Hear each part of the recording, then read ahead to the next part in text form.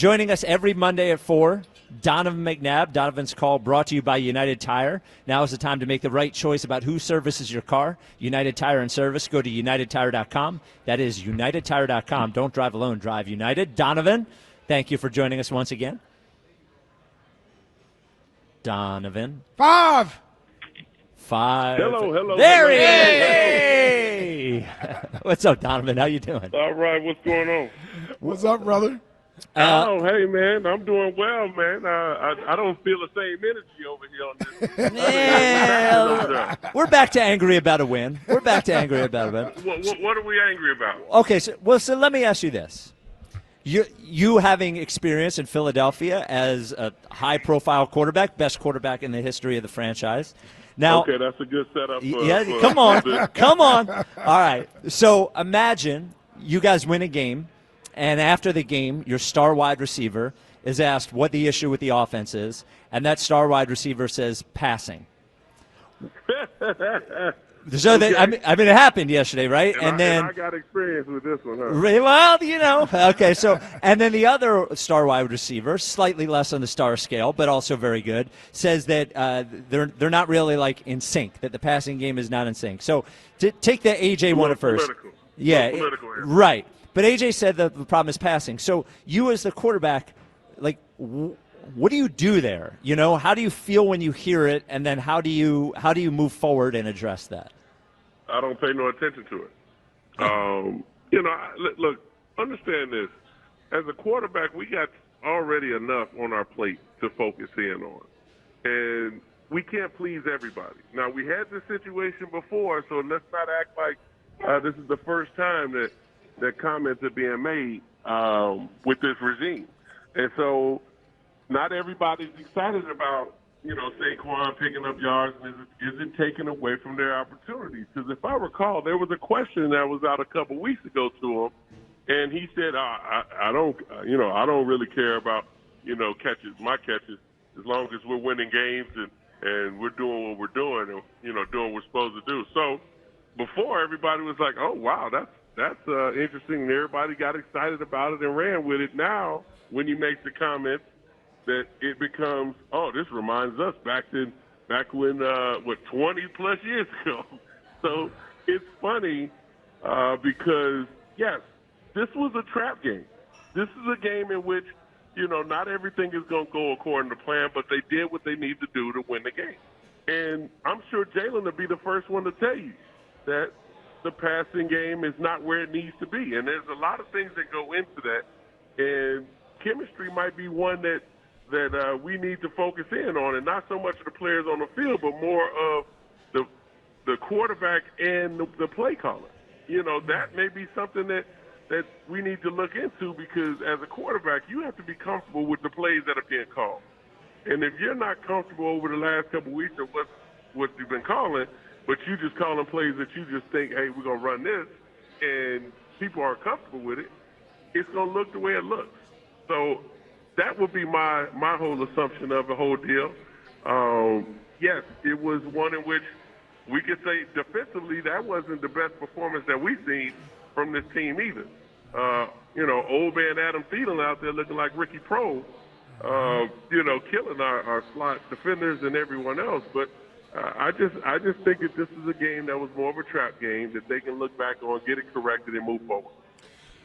All right, so let me ask you this. If this is a one-off, meaning that this is just one of those games that happened, they didn't throw the ball well enough, like, what's your overall assessment of the passing game right now? Do you think it's good enough to go out and win a Super Bowl? I mean, because that's ultimately where everybody's thought process is at now, is whether or not are we a good football team, is are we good enough to go win a Super Bowl playing the way that we're playing? So how do you feel about the offense and the passing game where it's at right now? I think our team is good enough to win a Super Bowl. We can run the football. We run a play action. Our quarterback is efficient. He's not turning the football over. We're picking up first down, either throwing or running. Yes, it's not 300 or 400 yards, but it's still efficient.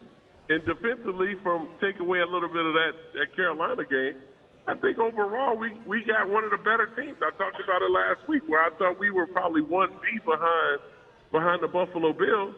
Now, Buffalo just suffered a loss to the Rams, And people will say, well, Detroit should be up there. But that's still in good company. And things will get better as we continue to go along. No, it's not a 300 a game. We're just over 200 and some yards passes.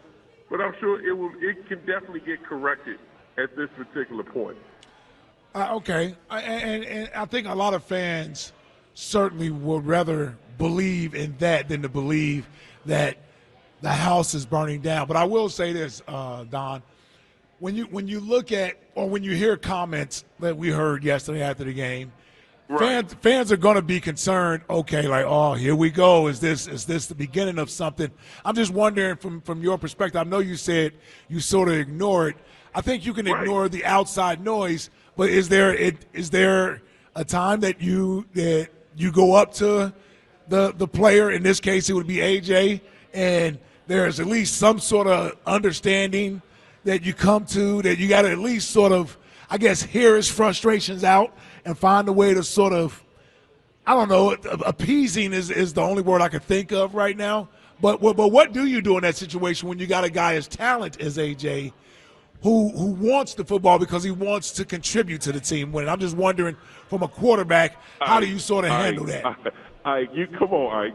Yeah. You'd have been in that locker room. Let's not. I always feel like the quarterback act like this is all PQ and it's all PZ. And let's talk about it. No, it don't go like that. Look, man, it's two grown men. Mm-hmm. It's two grown men. If you got an issue, you come to me. Let's not go through the media. And so if you got an issue, this conversation needs to be had between me and you. And then we'll have that conversation with the play caller. But let's not go through the media because then now it blows up. And then all of a sudden you put the microphone back in his mouth.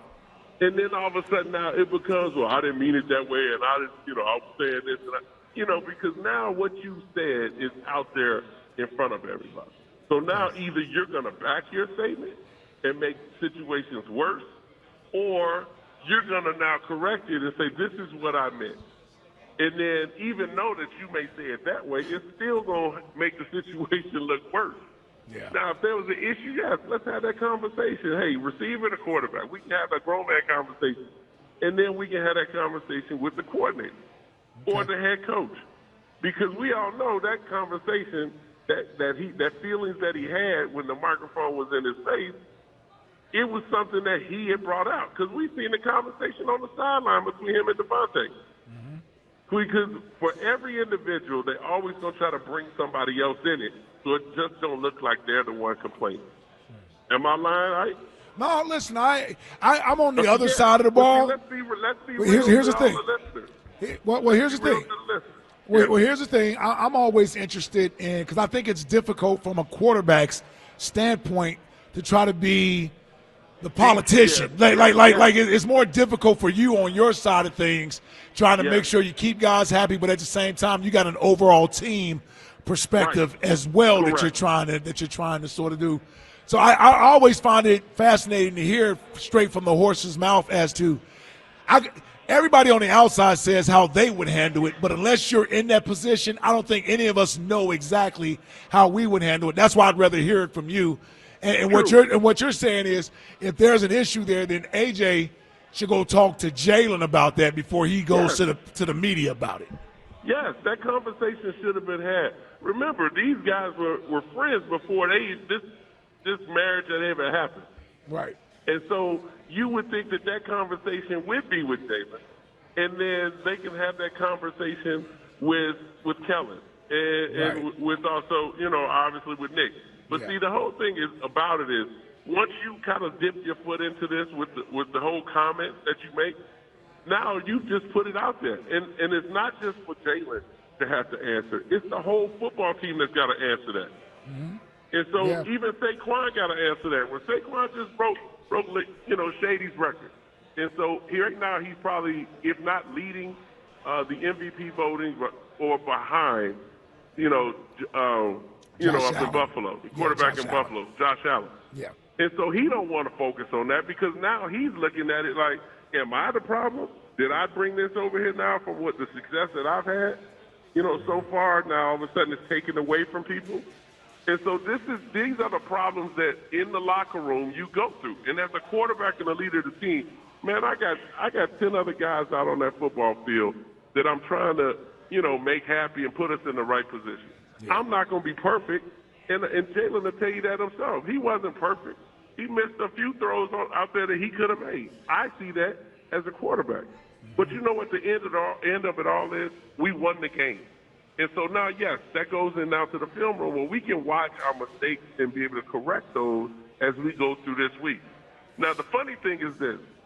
What if they throw for 300 yards next week? So what's the conversation now? Was the passing game better?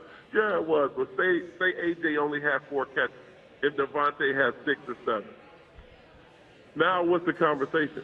Well, I was open on some throws. Boom. They take that quote right there, and it becomes now fuel in the locker room where everybody in the locker room is like, damn, man, we winning. Why do we have to answer these questions? Yeah. Because this is what happens. This is exactly what happens.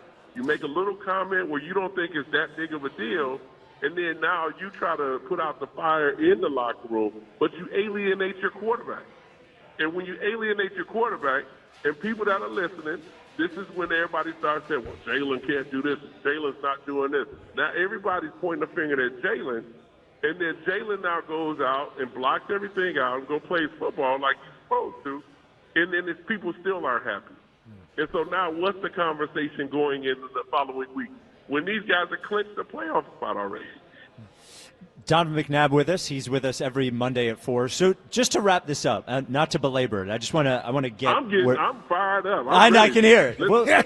Well, okay. So and Ike will tell you, Jack will tell you. I'm like, my whole thing at work is over communicating off the air. This is like, let everybody know how you feel, to get it out, because it's harder to be mad at it if you talk about it and get it finished. So AJ does the wrong thing and says something publicly. Isn't the best thing, though, at that point, you mentioned Jalen not paying it any mind, isn't the best thing at that point not ignoring it, not letting it fester, and making sure you have that conversation? Because what you don't want, my thought would be, the next time he goes to make a comment like that, I want him to think about the conversation we had in the locker room about it, and which is why But see now, okay, let's take that into consideration. Sure. Okay, who was the one that made the comment? AJ. So who should be the one to go and start that conversation? Well, right, but my point would be. Ain't no but. No. It should be AJ. It should be AJ. But let's have that conversation. So it should be AJ. But I guess my point would be, at a certain point, like, you have to deal with. I know he's not going to come talk to me about it. I know how AJ is. Okay, I know he's not going to come. So where does the issue lie? So I'm going to say no. I'm going to say that part of the issue lies with AJ. But what I'd also say is, at some point, somebody has to put their pride away and go have this conversation, no matter whose fault it is, because it doesn't matter. It doesn't matter who started it. It needs to be finished. So I guess my thought would be, what did you say? Somebody has to put their pride away. So if the issue is within the individual has to put his pride away and have that conversation, correct? Because as a quarterback now, my daily schedule, my week schedule is I'm coming in to watch the film today. I'm trying to get my mistakes that I made corrected so that we could be a much better football team. That's what leaders do. And then we go along with the rest of our regiment the rest of the week to get better. Okay, but if that conversation has not been had, so now it's like, okay, so now you're talking to somebody else, which leads to that conversation going to somebody else, that conversation going to somebody else, but you haven't had the conversation with the one pulling the trigger. Am I correct? No, you are correct. And here's where it lies with me. There's a book called Leaders Eat Last. And it's about we talk about books. We talk about reality right now. Well, but that's part of reality.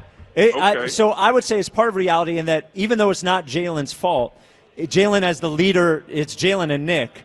Jalen should say, look, I know this guy is the way he is, but I'm not going to let this go any further. Even though he was the one that started it, I'm going to try to finish it. That becomes the problem, right?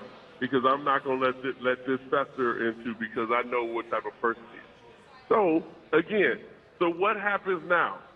This conversation is just kind of sitting out there in the air, and no one has talked to anybody. No one's talked to Kellen. No one's talked to Nick, which I'm sure Nick probably called AJ in his office to let him know what these quotes have now done to the locker room. I would hope so. What has it done to the city? Right. And I'm sure he's had that conversation. And so now for Nick, does Nick call Jalen in, or does AJ call Jalen and talk to him about what he really meant? Well, and what you said. We certainly hope they have a conversation over whether it's today or tomorrow. Yeah. Correct. Well, we hope they have that conversation. But in actuality, does that really happen, Ike? Well, I mean, now Jalen walks in the locker room. He walks in the locker room, and the whole receiving corps looking at Jalen. Now you got tight ends that are hearing all this because they getting all this at home, either with their girlfriends or fiancés or wives or family members calling. Offensive linemen getting this conversation from their loved ones or whatever it may be. The defense is like, man, what's going on with our offense? And then people now going to get in the face of the defense and be like, is the offense and defense separated? What's going on? Has anyone talked to AJ? Has anyone talked to Jalen? And then you got defensive players trying to act like the big leaders. Well, I talked to Jalen and I talked to AJ. You know what I'm saying? So now it becomes a whole circle around two players, really three, because Devontae was added into it too. So it sounds like you got some experience at this, man. Yeah. Aren't you glad that Philadelphia? Aren't you glad you called us and we're everybody's pissy again? It feels like home, right? I just always give as an analyst. I always give what I see, the facts, and the way I try to explain it. But this is what has to happen, and I talked about it. This is what has to happen. That conversation don't need to be broadcasted to everybody. Yeah. That conversation needs to be had between the two. And they don't need to talk about what they talked about because they've been friends. They've known each other. So that conversation needs to go, hey, man, I didn't mean it this way, but we got to do something better with our passing game. And it'll probably be with the other side, being Jalen, like, you absolutely right, man. I've been trying to talk to Kellen. I've been trying to talk to whatever. You know, we gotta be better in our passing game in order for us to win the Super Bowl. I got to be better. I know that. I missed you a few times, and that's something that will continue to get corrected. But continue to do what you're doing and show that everybody else understands that we're doing this thing. But we don't need to broadcast it. That conversation is two grown men talking. And at the end of the day, who's going to be the one to get the credit for that conversation? Well, and it ain't going to be Jalen. Yeah, I mean, quite frankly, listen. I hope it's handled. I hope it's handled the way you just presented it. As long as it happens and it happens behind closed doors, I think as fans are more concerned that it's going to. They want all the animosity. They want the teeth. No. What we giving them. No. This is what I'm saying, Five. Ultimately, their fear is this could tear the team apart and it could prevent them from winning a Super Bowl. Like that's the fear of the fans right now. What? They seen it. Yeah, I mean, like, yeah. I mean, that's, yes, exactly, yes. Well, Donovan, I'd say this. I appreciate you joining us every Monday at 4, but specifically here, I appreciate you giving insight to this, given what you went, that situation that you went through here. But I think it's enlightening and it's interesting given the situation you were in, shedding light on this. So of all the things you talked to us about, and I appreciate all of it, I appreciate this specifically because you being open and honest and sort of, how it really looks and how it really feels. I think that means a lot to us, and I think people enjoy hearing it. So thank you. Yep. Hey, I can only just be honest. That's all. Yeah. I just be me. You know, whoever accepts me for who I am, then I appreciate them. Whoever don't, hey, you know, life goes on. Well, we're 5 guys here. All of us are. Yeah. Oh, dude, you kick facts today. That was awesome to hear. I mean, nobody can speak to it better than you. I mean, you've gone through it firsthand. So, so you understand what it's like to be in those shoes. So we certainly appreciate you being candid with us on it, bro. No doubt. No doubt. All right, Donovan, we'll talk to you next week. We'll be mad about winning 10 in a row next week. We're excited for it. We'll be fine. All right, fellas. All right, man. There he is, Donovan McNabb. All right. That was good. Donovan was good. Nobody can speak to it better than he can. And he said it right at the top. He was like, I have some experience in this. Yeah. And I'll say this. It's refreshing to hear it from a quarterback's view because sometimes that can be a lonely position. Being that guy whose position is always scrutinized and you're supposed to make everybody happy. Like being that guy in that short, you get paid a lot of money, so nobody's feeling sorry for you. You get paid a lot of money, but I can't speak what it's like to be in those shoes. I've never been the quarterback of a team. You know what I'm saying? So, and not only can he speak to that, he can speak to it in this city, on this team, with the same positions. Yes. He's dealt with it. Yeah, he's been there. So 215-592-9494, an hour and a half of the show left, and the rest is yours. And also, Ike, there's something we haven't talked about with Jack. By the way, it felt like, I could be wrong, maybe I heard it wrong, there was a lot there in that segment. Felt like a strong defense of Jalen. I thought so too. Okay, well, I thought so too. We all felt that? Okay. Yeah. So I just wanted to make sure. Yeah.